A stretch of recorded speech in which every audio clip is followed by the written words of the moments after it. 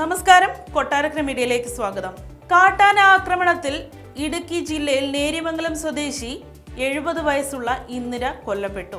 പ്രദേശത്ത് കാട്ടാന ഇറങ്ങിയെന്നും അപകട സാധ്യത ഉണ്ടെന്നും വനംവകുപ്പിനെ പ്രദേശവാസികൾ അറിയിച്ചിട്ടും വനം വകുപ്പ് യാതൊരുവിധ നടപടിയും സ്വീകരിക്കാത്തതിന്റെ പ്രത്യാഘാതമാണ് ഇന്ന് ഉണ്ടായിരിക്കുന്നത്. ഉത്തരവാദികളായ ഉദ്യോഗസ്ഥരുടെ പേരിൽ കൊലക്കുറ്റം ചുമത്തി അറസ്റ്റ് ചെയ്യണം. ഇടുക്കി ജില്ലയിൽ മാത്രം 2 മാസത്തിനുള്ളിൽ ഉണ്ടാവുന്ന 5ാമത്തെ കൊലപാതകമാണ് ഇന്ന് നടന്നിട്ടുള്ളത്. 2024 നാളിതുവരെ 8 ആളുകൾ കാട്ടാന ആക്രമണത്തിൽ കേരളത്തിൽ കൊല്ലപ്പെട്ടു.